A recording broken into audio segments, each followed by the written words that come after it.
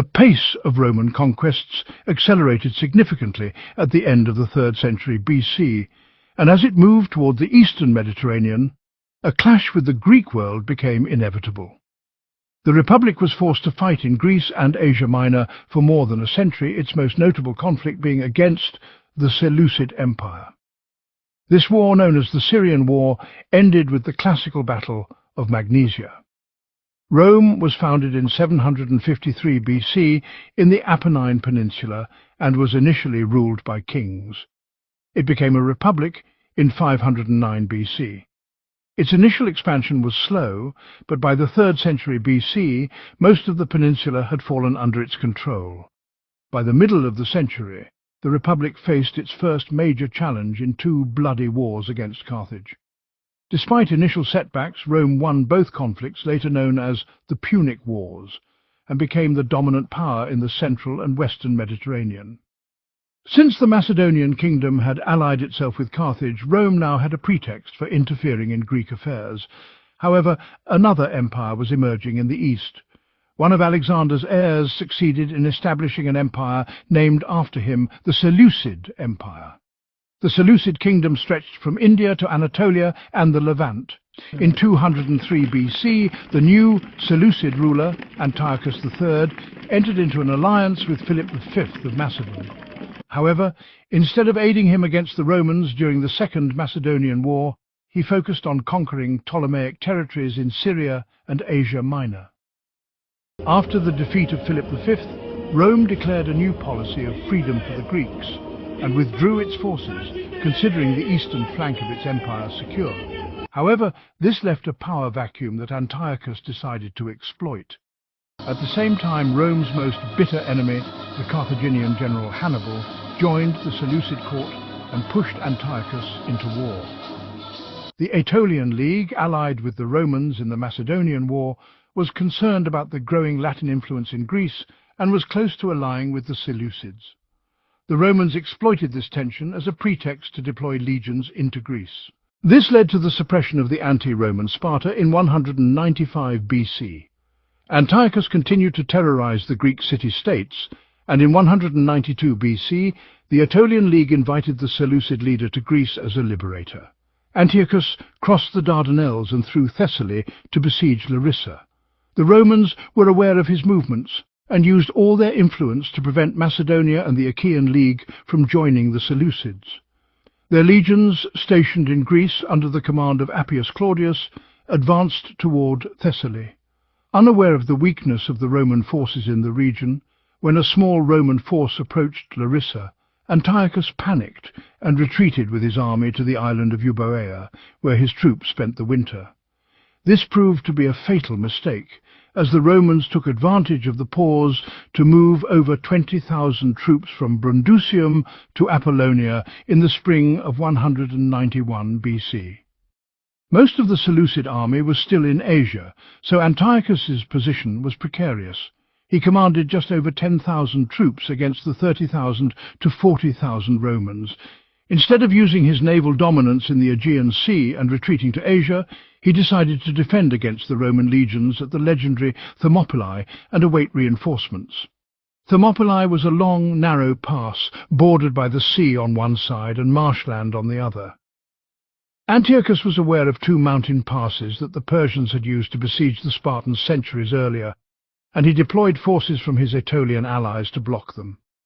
The Roman commander Manius Acilius Glabrio ordered 2 of his scribes to attack these passes. Although one group failed, the other defeated the Aetolians. The Roman forces at Thermopylae attacked the legion directly, as this was the only way forward, but the Seleucid legion managed to stop the legion and push it back. However, both forces soon noticed the Aetolians retreating from a mountain pass, pursued by a Roman escort.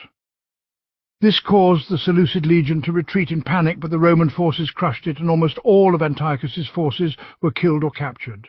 The king himself fled at the first sign of trouble, returning directly to Euboea. The defeat affected the diplomatic situation. The Aetolians sought a separate peace, while Pergamum and Rhodes allied with Rome, creating problems for Seleucid naval dominance.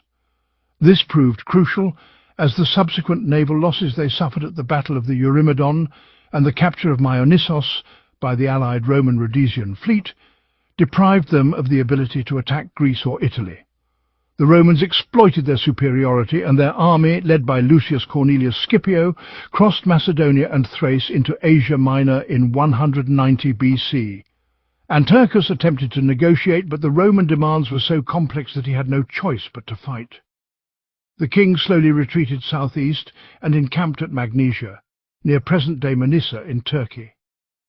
Roman forces approached the Seleucid camp in mid-December.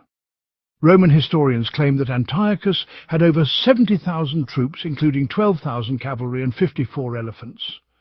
The Romans and their allies from Pergamum, Macedonia and Thrace numbered 30,000. This seems unreasonable to the Romans, as they had no reason to engage in such a battle against a larger army, and they clearly sought this confrontation. Modern historians tend to believe that the strength of the two armies was similar, with both totaling around 50,000. The battle took place on December 22nd, 190 BC, northwest of Magnesia, between the Phrygius and Hermos rivers. The Seleucids placed Hermes on their left and Phrygius on their right, while the Romans and their allies placed Phrygius on their left flank and rear and Hermes on their right.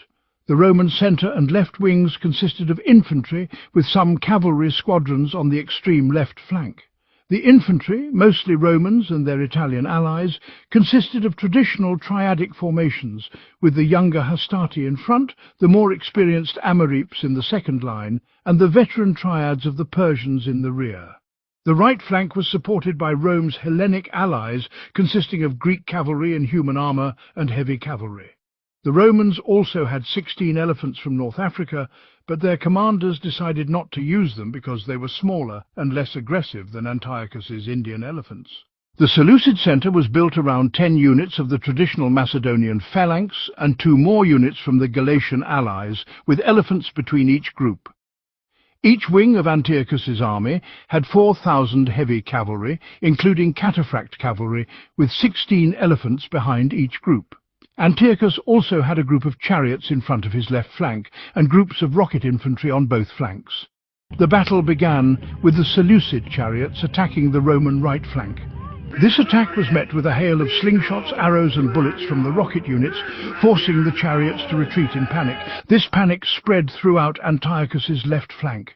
When the Roman heavy cavalry and their allies, the armoured cavalry of the Seleucid cataphracts, attacked the latter broke their formation and attempted to flee, but were killed to the last man. However, the Romans did not stand a good chance on their left flank, where they were attacked by cavalry and light infantry under Antiochus himself. A small squadron of Roman cavalry was easily defeated, and the legion defending the flank was forced to retreat back to camp. Here, the corps halted its withdrawal and regrouped. With some reinforcements from the Macedonian allies defending the camp, they received reinforcements. Although the camp itself was overrun by Seleucid light infantry, the legion held its ground and halted Antiochus's attack. Unfortunately for the legion, it was supported by cavalry on both sides and was soon surrounded.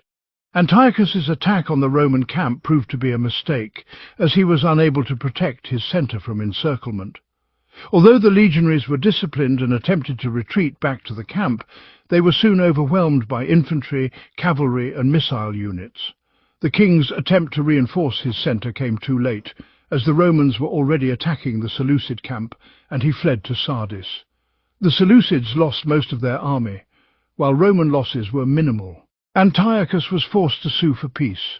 A treaty was signed in 188 BC at Apamea. The Seleucids were forced to pay 15,000 gold talents and cede all their possessions in Asia Minor. The Taurus Mountains became the new border. The former Seleucid lands were divided between Pergamum and Rhodes.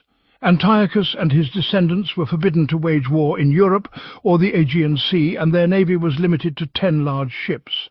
The Seleucids never regained their former glory. The Romans exploited their superiority, and their army, led by Lucius Cornelius Scipio, crossed Macedonia and Thrace into Asia Minor in 190 BC.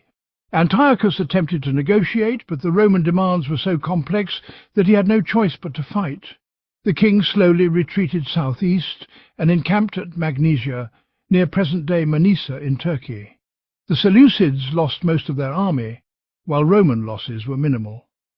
Antiochus was forced to sue for peace. A treaty was signed in 188 BC at Apamea. The Seleucids were forced to pay 15,000 gold talents and cede all their possessions in Asia Minor.